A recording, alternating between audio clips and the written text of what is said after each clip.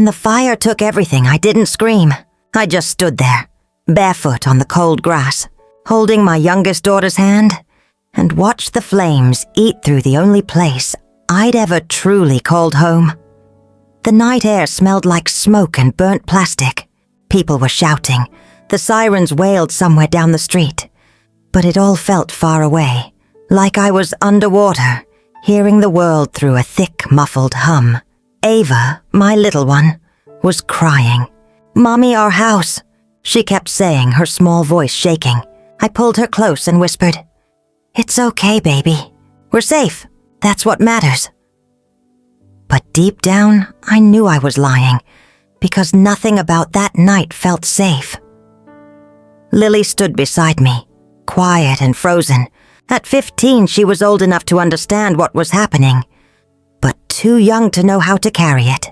Her eyes were fixed on the front porch, where her school backpack still hung from a hook, melting in the heat. That sight broke me more than the fire itself. I remember clutching my phone, trying to call 911 again even though the trucks were already there. My hands shook. My throat was dry. A neighbor, Mr. Jackson, ran over and put a blanket around my shoulders. "They'll do what they can, Grace," he said, his voice heavy with pity. But we both knew there wasn't much left to save. When the flames finally quieted down, all that remained was a blackened frame. The windows were gone, the roof had caved in, and the smell, that thick, sour smell, clung to everything, even my hair, my skin, my daughter's pajamas. The Red Cross worker asked me, gently, "Do you have somewhere to go tonight?" And that was when the reality hit me. I didn't. The truth is, I'd been living paycheck to paycheck, working as a dental assistant for Dr. Morgan. We had no savings to speak of. I had renter's insurance, but it wouldn't cover everything. My car was packed with smoke-damaged clothes and 2 frightened kids. Still, I smiled. I always smiled when I didn't know what else to do. "I'll figure it out," I told the woman, though my voice barely sounded like mine.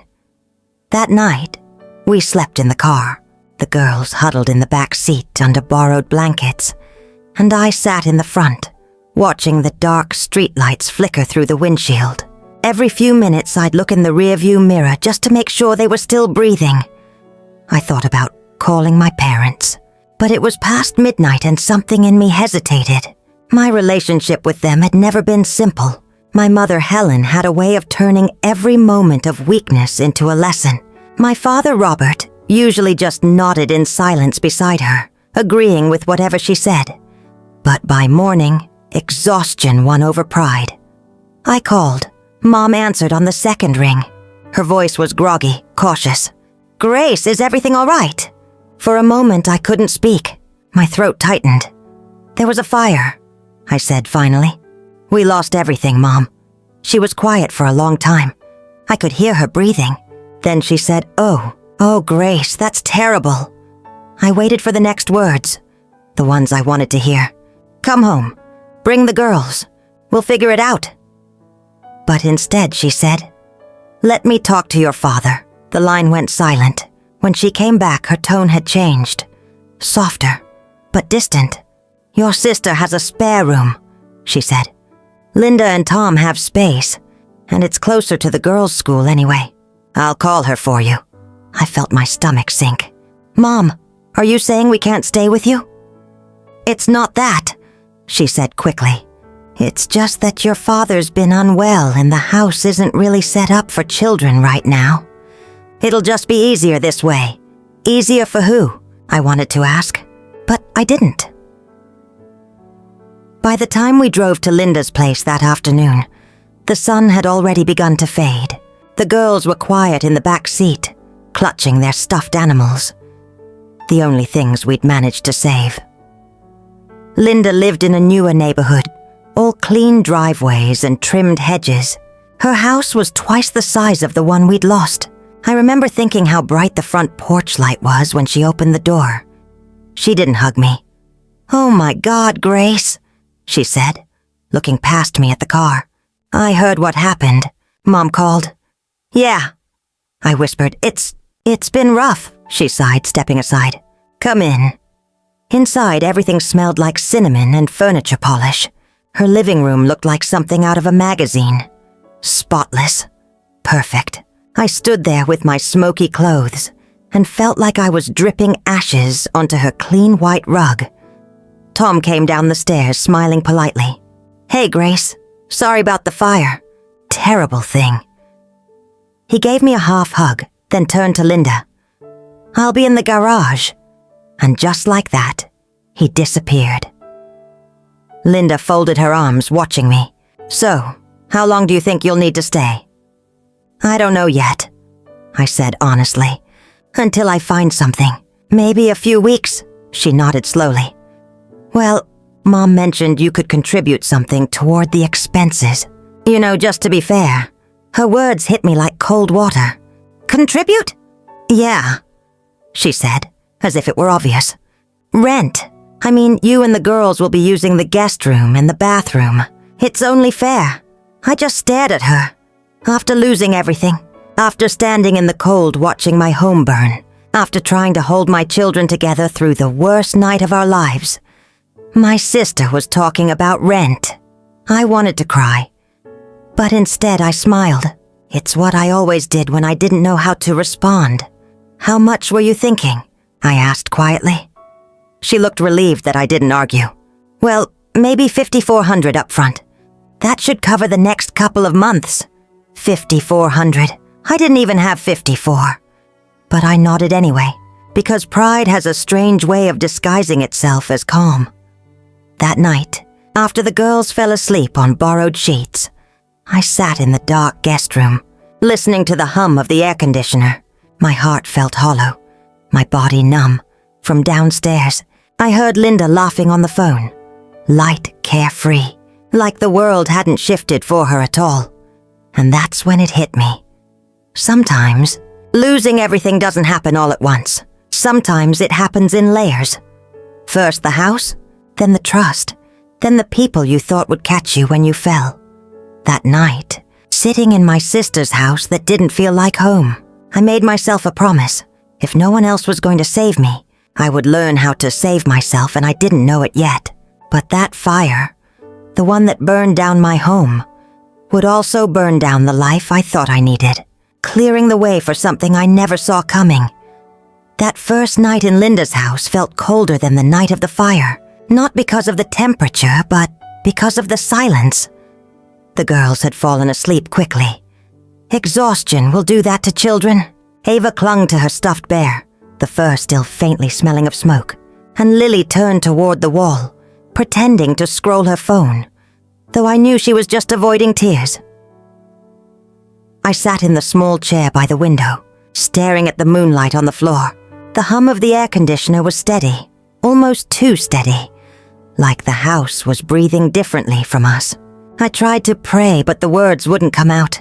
My body felt heavy, my mind empty. That's when I realized something strange. I didn't feel at home anywhere, not in my sister's guest room, not in my own skin. The next morning, Linda was already in the kitchen when I came downstairs. She was dressed neatly for work, her hair pulled back, her smile polite. Morning, I said softly. Morning, she replied. Coffee's there. Don't use too much creamer. It's Tom's favorite brand. She wasn't trying to be cruel. It was just her way. Linda had always liked control. The kind of person who labeled everything in the pantry, who ironed pillowcases, who sent her kids to piano lessons and karate on alternating days. I used to admire that about her. But now, standing in her perfect kitchen in my wrinkled, smoke-scented clothes, it felt like I was intruding on something too neat for people like me. The girls came in quietly. Linda poured cereal into bowls but didn't make eye contact. There's milk in the fridge.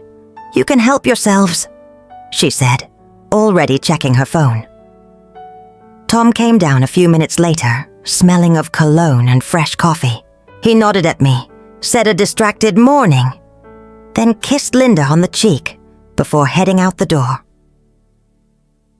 After he left, Linda finally looked up, "So," she said, sitting at the table, "Mom told me you're working for that dentist. Dr. Morgan, right?" "Yeah," I said. "She's been really good to me. I'll call her today. Let her know what happened." Linda nodded slowly, stirring her coffee. "That's good. You'll need that job, especially with everything." I knew what she meant. Rent. I took a deep breath. "About that, Linda. I don't have the money right now. The fire, it took everything. I'll pay you as soon as I can, I promise." Her eyes flicked up, sharp for a second, then softened again. "I get it, I do. But Grace, I have bills too. You know how expensive this house is. Maybe you can talk to Mom. She might help with the first month." I forced a smile. "I'll see what I can do." That day, while Linda went to work, I tried to keep the girls busy. We walked to the small park nearby. The air smelled faintly of pine, and the sound of children playing filled the space. But I could feel people's eyes when they passed. The pity, the curiosity. Word about the fire had spread fast. When we got back, I called Dr. Morgan. My voice trembled when I told her everything. "Oh, Grace," she said, genuine worry in her tone. "Are you and the girls safe?" "We're okay," I said. "We're staying with my sister for now." "Good," she sighed. "Don't worry about work this week. Take time to breathe. When you're ready, come back. We'll figure things out." Her kindness was like sunlight through a crack in a storm. I thanked her again and again, tears catching in my throat. That night, when Linda came home, she brought takeout for her family.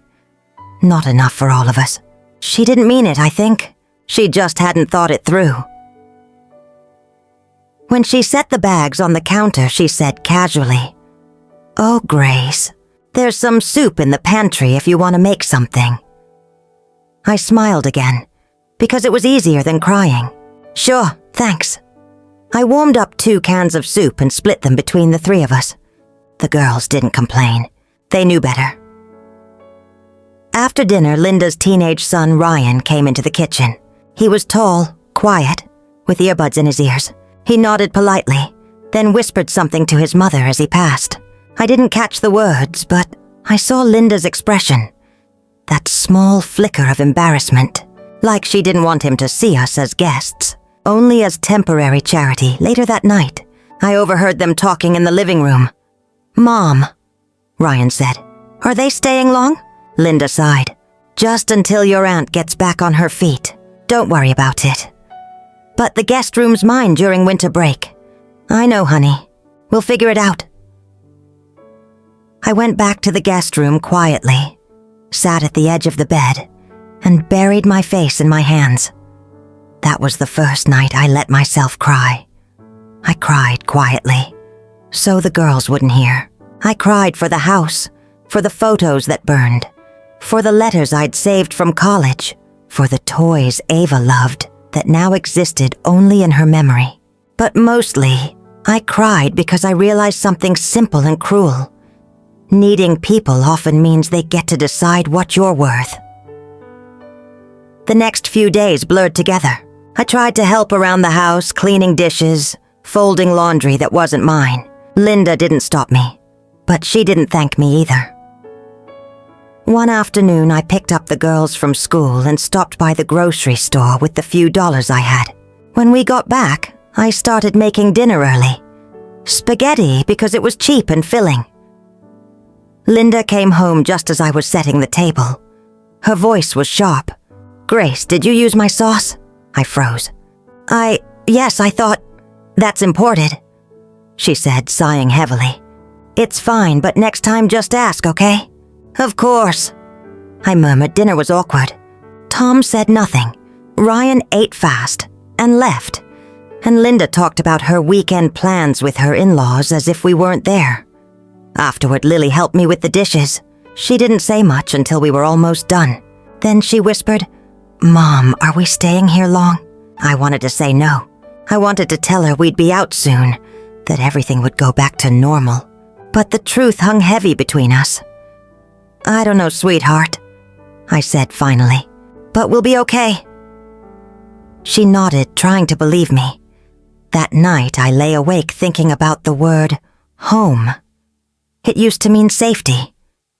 Now it just meant a place where we were tolerated. On the 4th day, Mom called. "I talked to your sister," she said. "She says you're settling in?"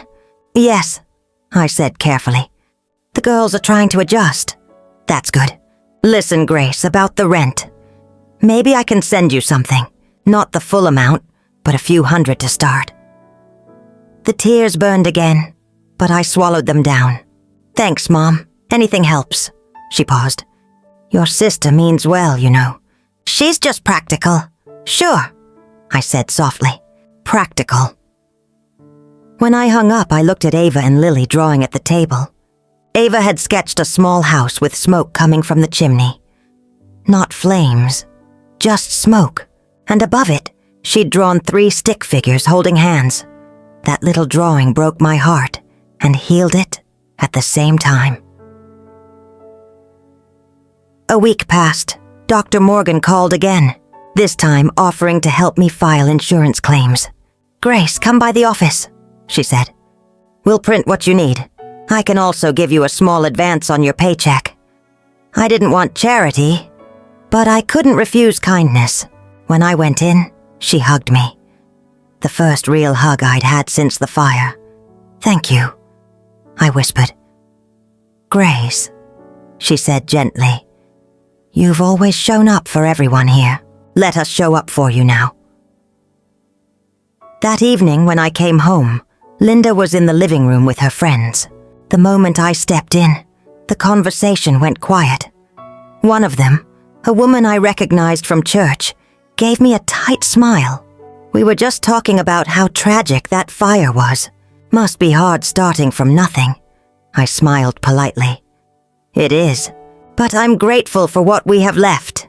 Linda laughed lightly. "Grace has always been good at making do." It sounded like a compliment, but it wasn't. It was a reminder that in her eyes, I was the sister who never quite got it right, the one who lived smaller, tried harder, and still ended up needing help. That night, when everyone had gone to bed, I walked outside onto the back porch. The air was cool and smelled faintly of rain. I sat on the steps, listening to the wind move through the trees. For a moment, I let myself imagine that the sound was waves, that we were near the ocean, starting over somewhere no one knew us.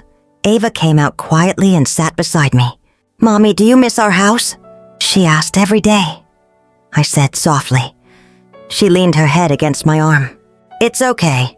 We can make a new one someday." I kissed the top of her head. "Yes, baby. We will." Inside, I could hear Linda's laughter again. The TV, the clinking of glasses. But out there under the dim porch light, I realized something. The fire might have taken our home, but it hadn't taken us. And as I held Ava close, I felt a small flicker of something I hadn't felt in weeks. Not hope exactly, but the space where hope could grow again. The days that followed felt like walking barefoot on broken glass. Every step I took in Linda's house hurt a little, but I learned how to do it quietly. I woke up early, before anyone else, to make breakfast for the girls. I'd tiptoe downstairs, hoping not to wake Linda or Tom, and I'd make scrambled eggs or toast, careful to use the cheap bread I'd bought myself. I wanted to prove I wasn't a burden, but no matter how much I tried to stay invisible, I always seemed to be in someone's way. One morning, Linda came into the kitchen just as I was wiping the counter.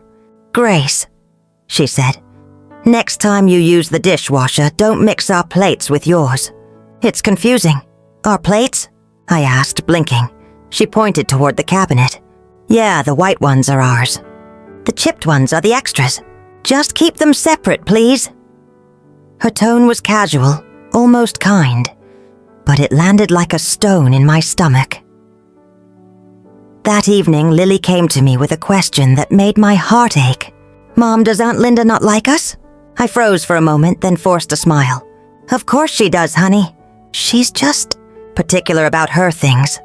Lily nodded, but I could tell she didn't believe me. "Children see through things faster than adults do." Over the next few weeks, I kept busy searching for a new place. But it wasn't easy. Most apartments were too expensive, and the cheaper ones wanted proof of income and deposits I didn't have. Dr. Morgan offered to write a letter for me, vouching for my reliability. "You'll get back on your feet, Grace," she told me. "Just don't lose faith." Her voice became an anchor for me. Every kind word from her reminded me that not everyone saw me as a burden. But at home, kindness was running out.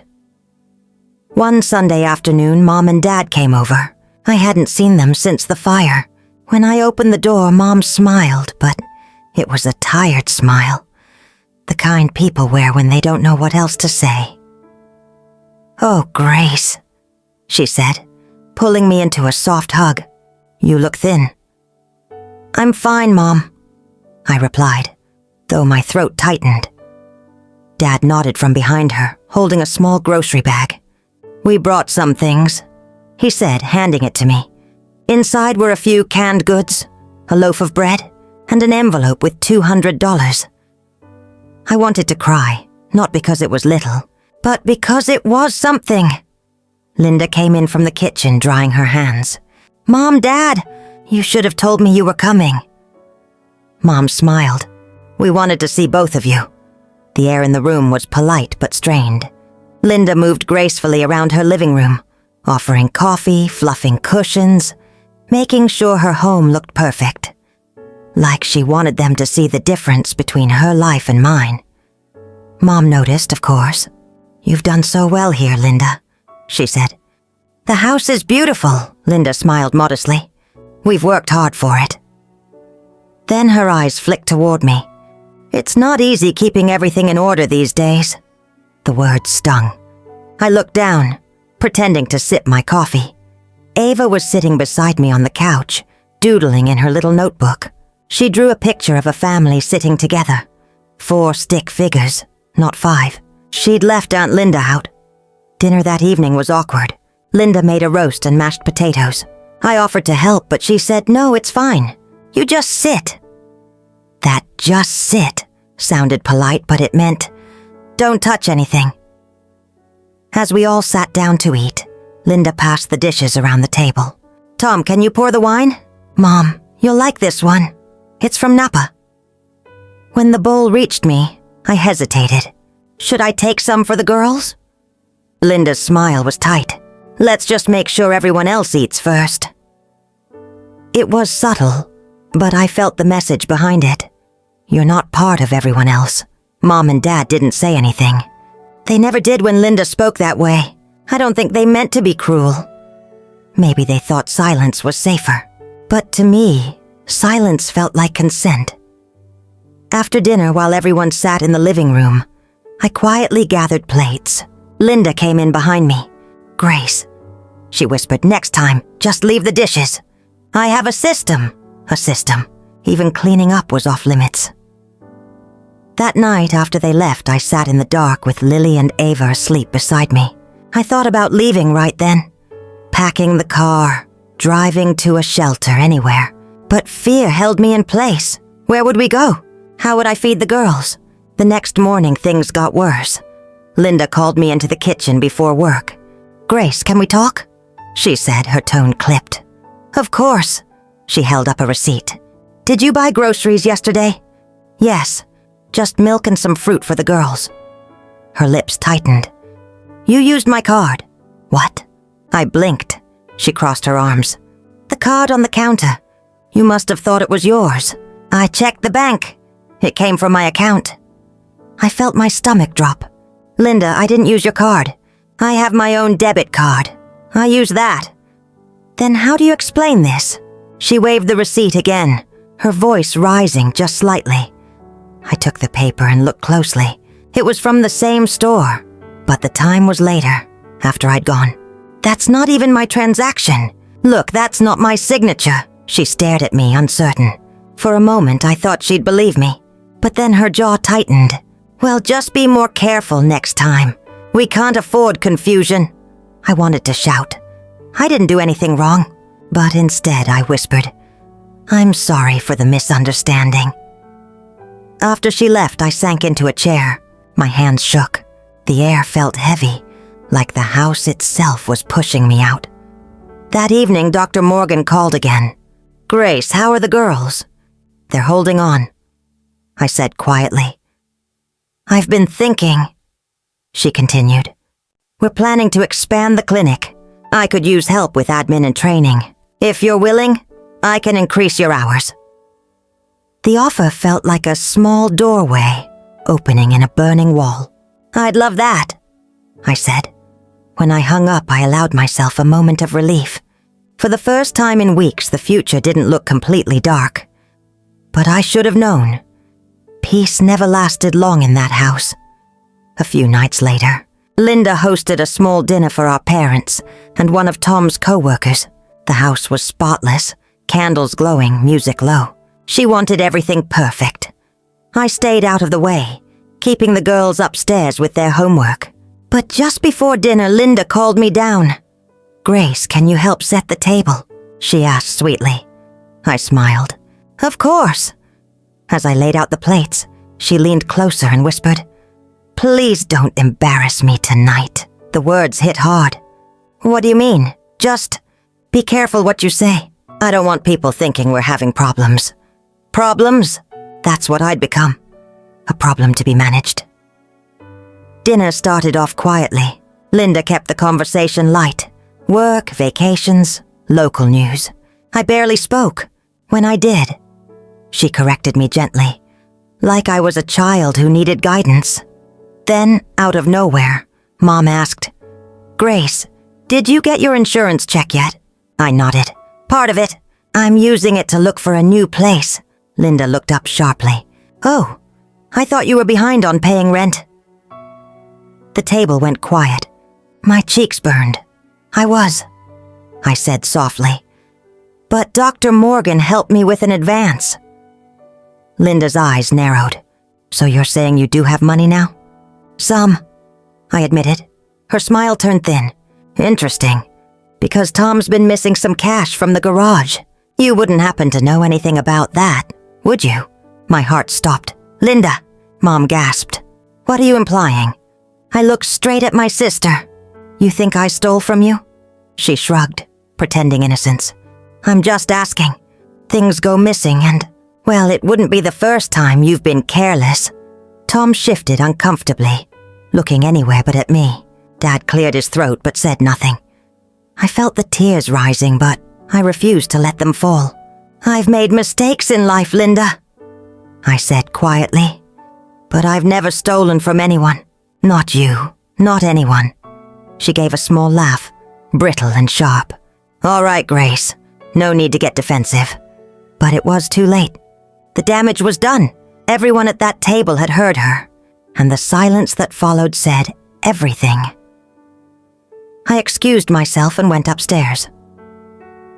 In the guest room, I sat on the bed, shaking. Ava and Lily looked up from their books, alarmed. "Mom?" Ava asked. "It's okay," I whispered. "We're okay." But inside, I knew we weren't. Something inside me had broken, not just pride, but trust. That night, after everyone had gone to bed, I packed our bags.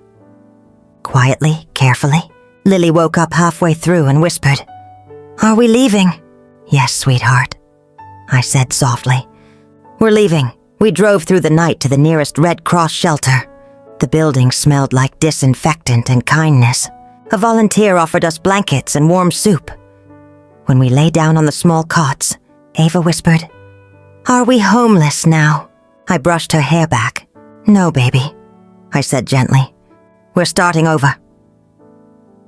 I didn't sleep that night, but for the first time in weeks I could breathe. The night air felt heavy, like it was pressing against my chest. I didn't cry. I thought I would, but I didn't. I just held Lily's hand in one of mine and Ava's in the other, and we walked. None of us spoke. Behind us, Linda's porch light flickered once, then went out. The sound of the door clicking shut was soft, but it cut through the dark like a final word.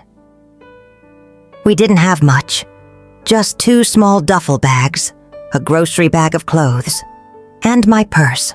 My legs felt weak, but I told myself to keep walking. If I stop now, I won't be able to move again. The streets were quiet except for the distant hum of cars. The girl's shoes scraped against the sidewalk. Lily's voice came out small, trembling. "Mommy, where are we going?" I looked down at her. Her cheeks were still streaked with tears. "To a safe place," I said softly. "Somewhere warm. We'll figure things out, baby." The truth was, I had no idea where that was yet. The night before, I had called the Red Cross hotline just to ask questions, never thinking I'd actually need their help. But now, that number in my phone felt like the only lifeline left. I found a bench under a streetlight and sat with the girls. The wind bit at our fingers. Ava leaned against my arm, half asleep. I dialed the number. "Red Cross Shelter Assistance, this is April speaking. How can I help you tonight?" My voice cracked. "Hi, my name is Grace Miller. My daughters and we just lost our home. I don't have anywhere for us to go tonight." She didn't ask for details. She just said, "It's okay, ma'am. You did the right thing calling. I'll find the closest open shelter to you. Can you tell me where you are right now?" I gave her the cross street, my voice barely above a whisper. She said there was a small shelter about 2 miles away. Nothing fancy, but safe. She could alert them that we were coming. I hung up and pulled both girls close. "It's going to be all right," I said. My own voice sounded strange, like I was trying to convince a stranger. We walked the rest of the way. The shelter sat on the edge of town, a small brick building with a flickering sign and 2 dim lights at the entrance. A woman with a blue jacket met us at the door. "You must be Grace," she said gently. "I'm Carla. Come in, honey. Let's get you and your girls settled." The warmth hit us as soon as we stepped inside. It smelled faintly of soup and laundry detergent. I wanted to collapse right there. She led us down a narrow hallway with old posters about kindness and hope pinned to the walls. The room she gave us was small, 2 twin beds and a cot. The sheets were clean, though, and the air felt safe. "You can stay as long as you need," Carla said. "Breakfast is at 7. There's a shared bathroom down the hall." She paused, giving me a look that was both kind and knowing. "You're not alone, Grace. Most of us have been where you are." I nodded, unable to speak. When she left, I sat on the edge of the bed. The girls climbed in beside me. I brushed their hair back and whispered, "It's just for a little while." Ava's voice was sleepy. "I miss our house." "I know, sweetheart." I kissed her forehead. "But this is just a new place to start."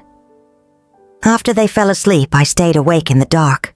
The room hummed with quiet breathing from other families down the hall. Somewhere a baby cried and was hushed again. I stared at the ceiling and tried to breathe evenly. How did it all fall apart so fast? A week ago, I still believed my family would catch me if I fell. That's what family means, right? A soft landing. But Linda's voice still echoed in my head. Sharp. Cold. "You can't stay here for free. Grace, we all have bills to pay." And then later, the words that burned the most. "You always take and never give." I pressed my hands to my face.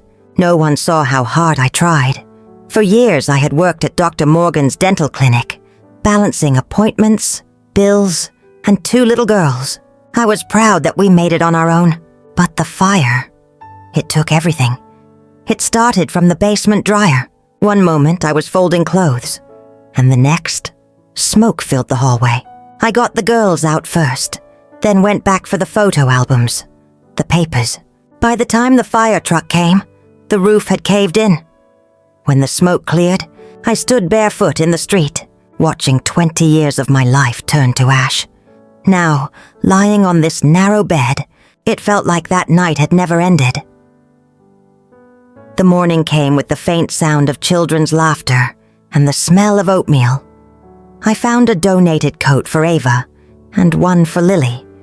They didn't fit perfectly, but they were warm. We sat at a long table with other families. Some smiled, others stared at their trays silently. Carla came by and handed me a cup of coffee. "You sleep all right?"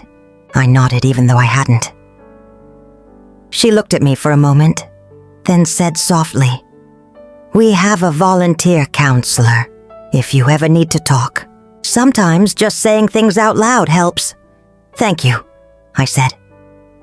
After breakfast, I borrowed a small desk in the corner of the room to call Dr. Morgan. When she answered, her voice was full of concern. Grace, I've been worried. Are you safe? Yes, ma'am. The girls and I are staying at a shelter. The fire, it took everything. Oh, honey, she sighed. I wish I'd known sooner. Listen, take a few days. But don't you worry about your job. You still have it. And Grace, if you need help with clothes or supplies, you call me. Her kindness cracked something inside me. I hadn't realized how tightly I'd been holding myself together. Thank you, I whispered, blinking back tears. When I hung up, Lily and Ava were sitting on the floor, playing with a puzzle they found in the toy box. For the first time in weeks, they were giggling. I watched them, and my chest ached.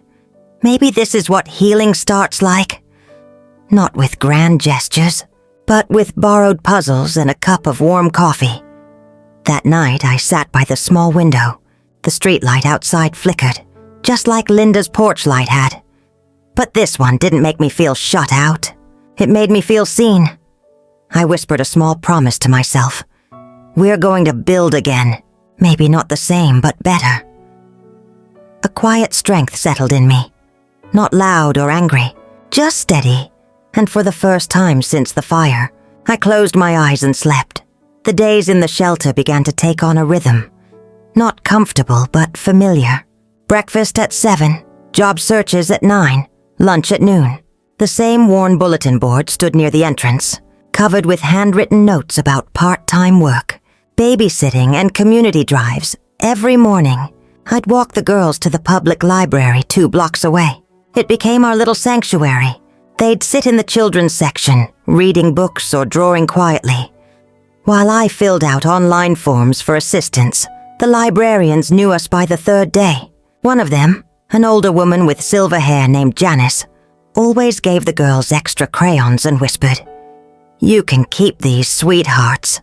Small things, but they mattered. Kindness feels louder when you've been through silence. At night after dinner, I'd talk with some of the other mothers in the shelter. One woman, Brenda, had lost her job after her husband left. Another, Rosa, was saving every penny to move her kids to a safer neighborhood. Listening to them, I realized I wasn't the only one trying to start over from ashes. We were all survivors in different ways. One evening, while I helped Lily with her homework, Carla came in with a clipboard. "Grace phoned for you at the front desk." I froze a little. Hardly anyone called me these days. When I picked up the phone, a familiar warm voice greeted me. "Grace, it's Claire." I hadn't heard from her since the fire. Claire worked with me at the clinic. The kind of friend who always remembered birthdays and brought extra coffee just because. "Claire," I said, my throat tightening. "Hi, I just heard about what happened." "Oh, Grace, I'm so sorry. I should have called sooner. Dr. Morgan told me you and the girls were safe, but I didn't know you were staying at a shelter." "It's okay," I said softly. "We're managing. One day at a time." There was a pause. "Listen," she said. "I talked to Dr. Morgan. We've been thinking. The clinic's got some extra uniforms, and I have a few boxes of my daughter's old clothes. Would it be all right if I dropped them off?" I blinked, stunned. "You'd do that?" "Of course. Grace, you've always helped everyone else. It's our turn." I wanted to argue. Pride still tugged at me. But the truth was, we needed help. And for the first time, I didn't feel ashamed to accept it. "Thank you, Claire," I whispered. A few days later, Claire arrived at the shelter with 2 big boxes in her car. The girls ran to her when they saw her familiar face. She hugged them both and smiled at me with that gentle look she always had. "I brought clothes, some school supplies, and a little something extra," she said. Inside one box, I found a small envelope. It held a gift card and a note in Dr. Morgan's handwriting. "Grace, a fresh start begins with small steps. Take care of yourself and the girls. We believe in you. Dr. M. My throat tightened. They believe in me. That night, after the girls fell asleep, I opened my old notebook, the one I'd managed to save from the fire. Inside were lists of bills, goals, and little dreams I'd once written when life felt stable. I turned to a blank page and wrote, Step 1, find home again. Step 2, finish my business classes. Step 3, stand tall. It looked simple, but I knew what it meant. 2 weeks later, I started back at the clinic. Walking in that first morning wearing the donated uniform, I felt nervous, like everyone could see the weight of what I'd been through. But Dr. Morgan smiled and said softly, Welcome back, Grace. You were missed. She didn't treat me like a charity case. She treated me like part of the team. At lunchtime, she called me into her office. Sit down, Grace, she said. I've been thinking about expanding the clinic, adding another hygienist and a small office space for patient follow-ups. I could use someone I trust to help organize things. Someone like you. I blinked. Me? She nodded. You're dependable, smart. I know you've had a rough stretch, but I believe you can handle more responsibility and more pay. For a moment, I couldn't speak. Thank you, I finally managed. I won't let you down.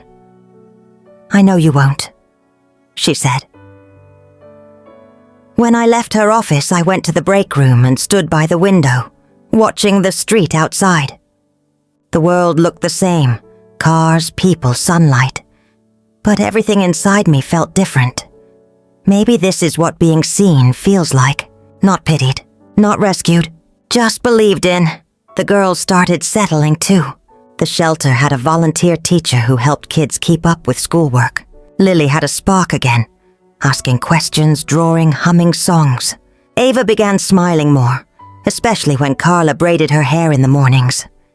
We still didn't have much, but there was a lightness growing between us. Some nights, the three of us would lie side by side on our beds, whispering about what our new home might look like one day. Lily said she wanted yellow curtains. Ava wanted a dog. I just wanted peace. One afternoon, I got a call from a housing program connected with the shelter. They had an opening for a small apartment, 2 bedrooms, low rent, close to the clinic. My heart raced as the woman explained the details. When can we see it? I asked. Tomorrow morning, she said. I hung up and looked at the girls. We're going to see our new home tomorrow. Their eyes lit up. Really? Ava said, Yes, baby. I smiled. Our own place. The next day, we took the bus across town. The apartment building wasn't new, but it was clean. Pale blue doors, potted plants in the hallway, and the faint sound of music from someone's radio. The manager, a kind man named Mr. Lewis, showed us around. The living room was small, but sunlight poured through the window. The girls ran from room to room, their laughter echoing against the bare walls.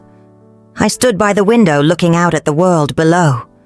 A park, a bakery, a quiet street. Mr. Lewis handed me the keys. It's yours if you want it, he said. First month's covered by the program. You can move in any time. I swallowed hard. Yes, we'll take it. When he left, I sat on the floor, feeling the texture of the carpet under my fingers. It smelled faintly of fresh paint. Lily knelt beside me. Mommy, are we really home? I nodded. Yes, sweetheart. We're home. They ran off giggling, and for the first time since the fire, I laughed too. Really laughed. Home. A word I thought I'd lost forever. That night, after we returned to the shelter to pack, I found Carla folding donated clothes in the hallway. Guess what? I said, unable to hide my smile. We got a place. Her face lit up. Grace, that's wonderful, see? I told you, things come together when the heart stays strong. I hugged her tight. Thank you for everything. She patted my back. Don't thank me. You did this, honey. You kept going. As I walked back to our room, I felt a quiet pride blooming in my chest. It wasn't loud or dramatic, just steady and warm, like sunlight on skin after a long winter. The day we moved into the new apartment, the air felt lighter, almost fragile. Like if I breathed too hard, it might all vanish. The girls helped carry in the few boxes we had, their hands clutching the edges like they were holding treasure. We had no couch, no table, no curtains, but we had keys, and those keys meant something sacred. Choice, dignity, home. The girls danced across the empty living room, their laughter echoing off the bare walls.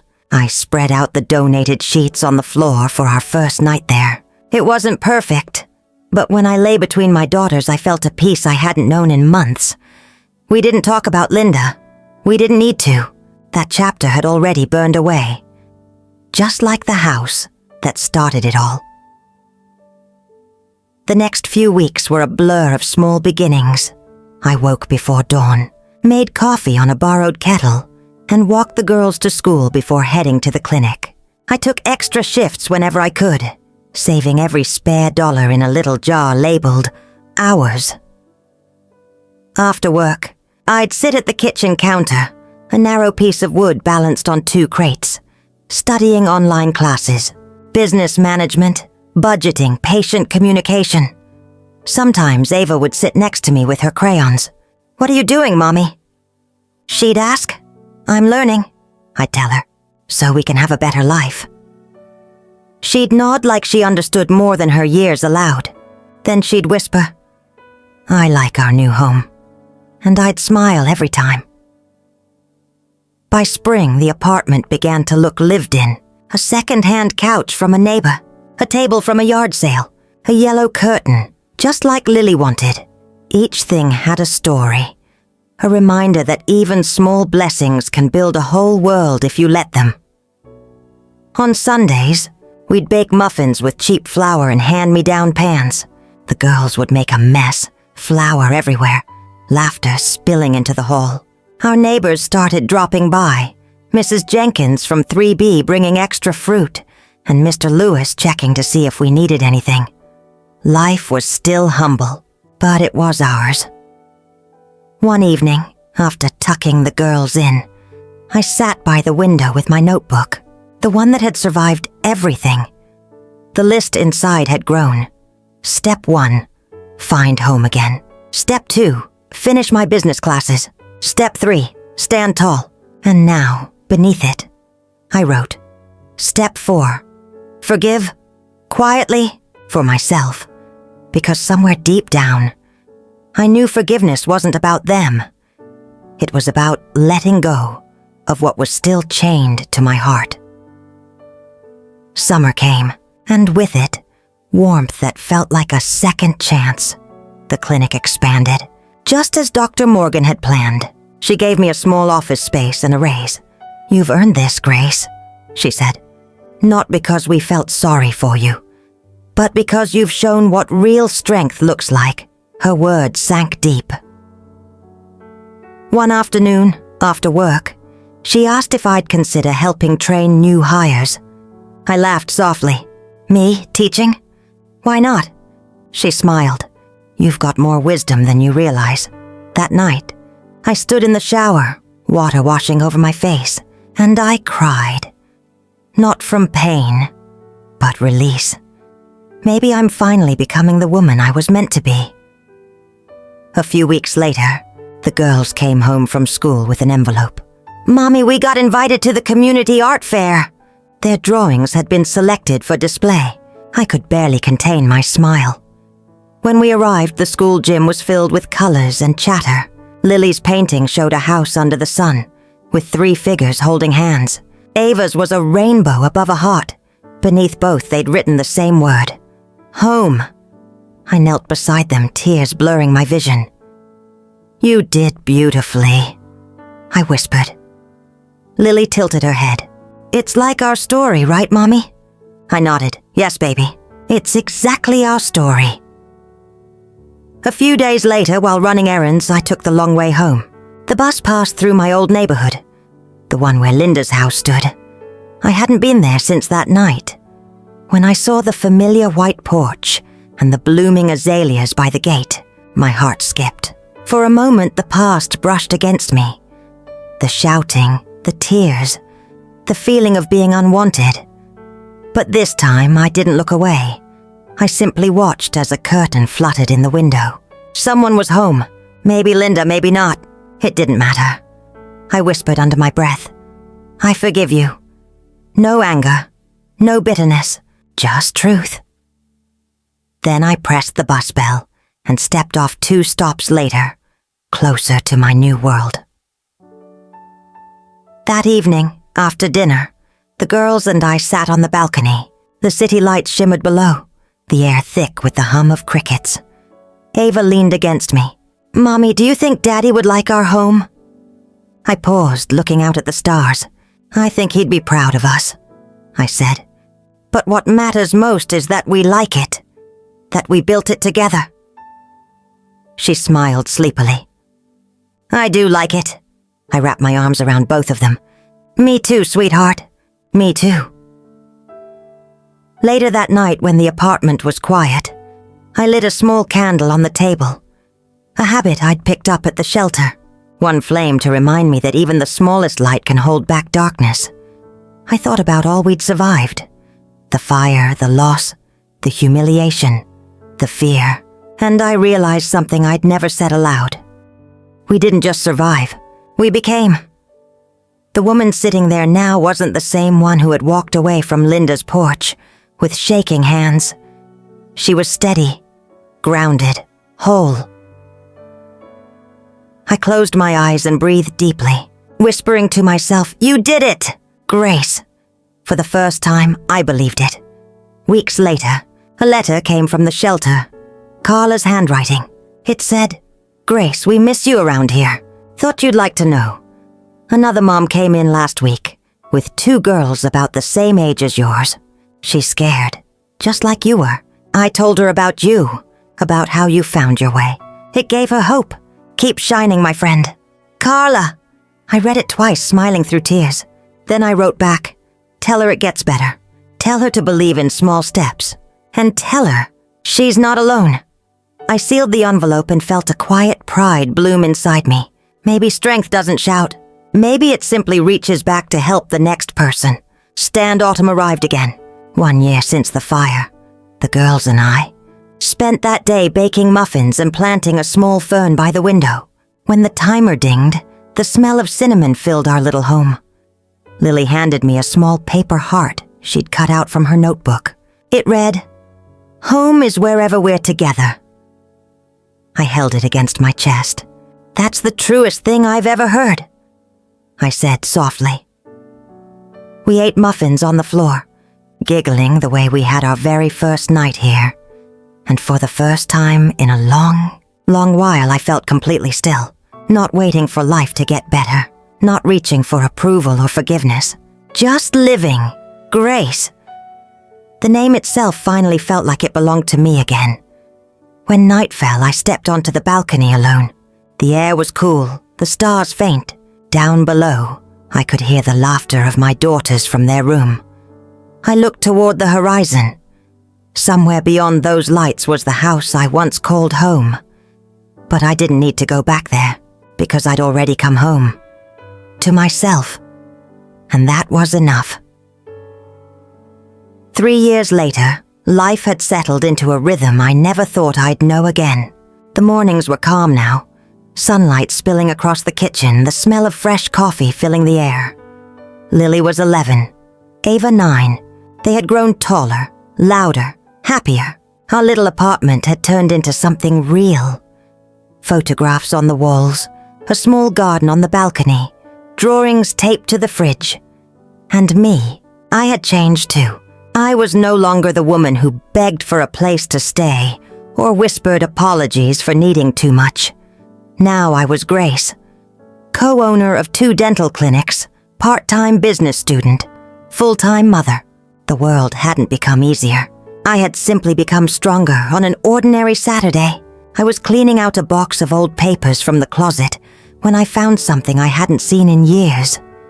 A photo, slightly burned at the edges, It was from before the fire. All of us. Me, Lily, Ava, my parents, Linda, and her husband. Sitting around a table, smiling for the camera. For a long time, I just stared at it. We looked like a family, but underneath those smiles, I could almost feel the distance now. The quiet judgments, the unspoken comparisons. I traced my finger over my younger self's face.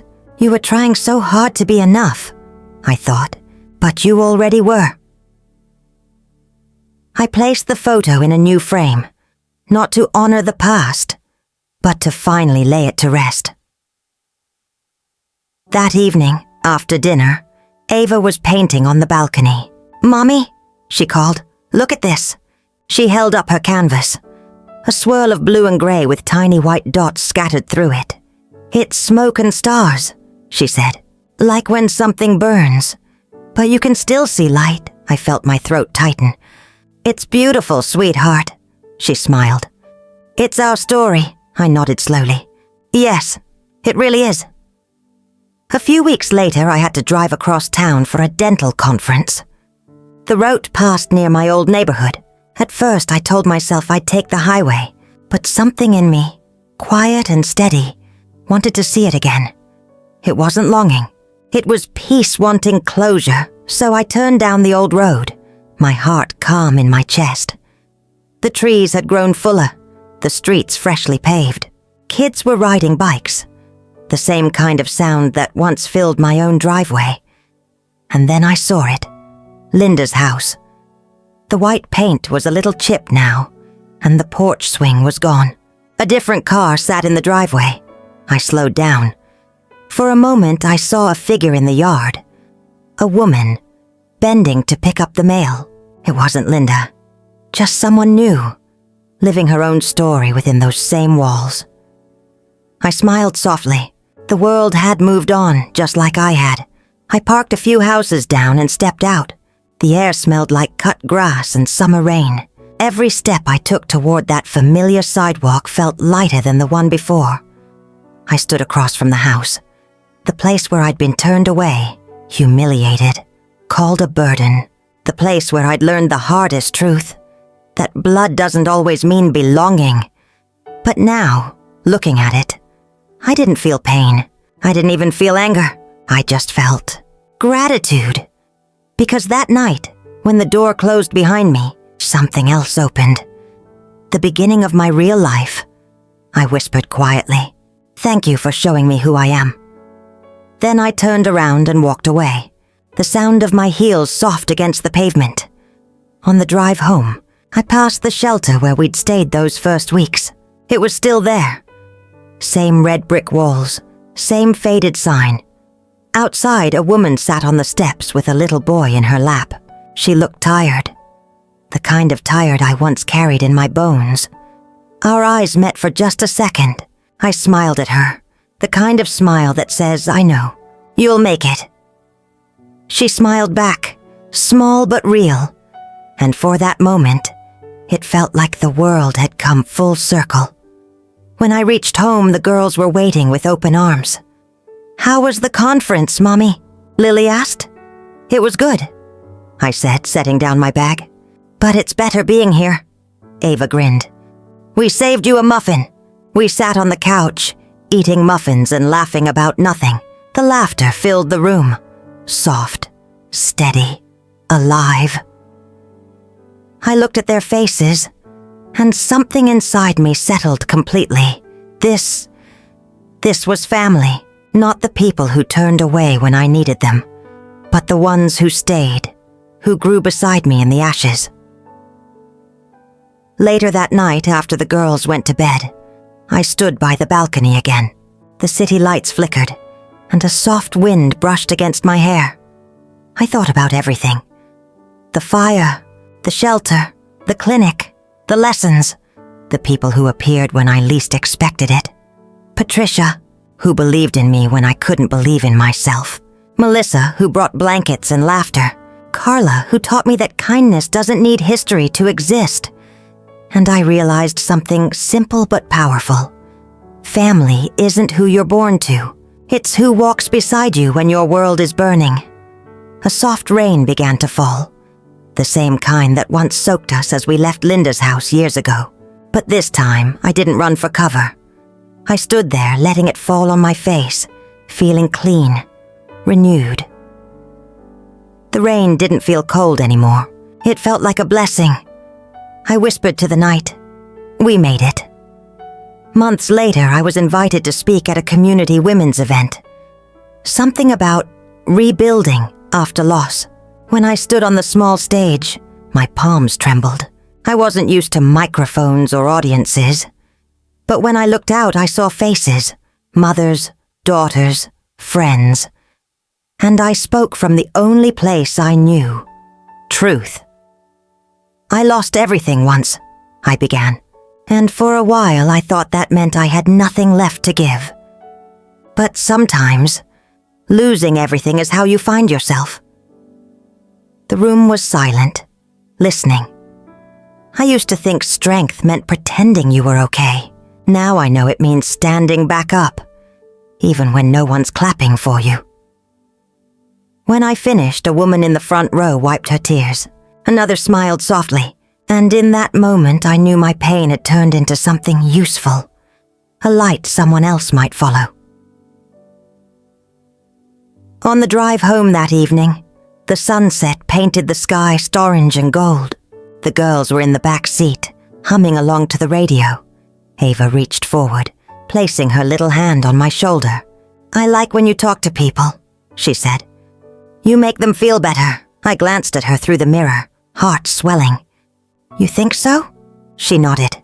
"Because you tell the truth, even when it's sad," I smiled. "That's the only kind worth telling." That night before bed, Lily came into my room holding her sketchbook. "Mommy," she whispered, "can I show you something?" She flipped it open to a new drawing. A big tree with deep roots and bright green leaves. Beneath it, 3 small figures stood holding hands. "It's us," she said softly. "I wanted to draw what we grew into." My throat tightened as I looked at it, the roots spreading wide, the branches stretching toward the sky. "You know what I see?" I said. She tilted her head. "What?" "I see a family that started over and still found a way to grow," she smiled sleepily. "Then it's a good drawing." "It's perfect," I whispered. After she went to bed, I turned off the lights and sat by the window once more. The city hummed quietly below. A few stars glimmered above, faint but steady, like reminders of how far we'd come. I thought about that night 3 years ago, standing on a porch in the rain, with everything I owned burning behind me. And now, here I was, not rich, not famous, but free. I had built a life not from what I was given, but from what I refused to lose. My faith, my love, my will to rise. I closed my eyes and whispered the words that had carried me through it all. Grace isn't something you wait for, it's something you become. And with that, I finally let the past go. Not with bitterness, not with pain, but with peace. The story we have told is fictional, but is based on some real events. The names and places have been changed to protect the identity of those involved. We're not sharing this to pass judgment, but in the hope that someone listens and pauses to think. How many mothers are suffering in silence inside their own homes? I'm so curious. If you were in my place, what would you do? Would you choose to stay silent to keep the peace? Or would you dare to face it all to get your voice back? I want to know what you think, because every story is a candle that can light the way for someone else. God always blesses,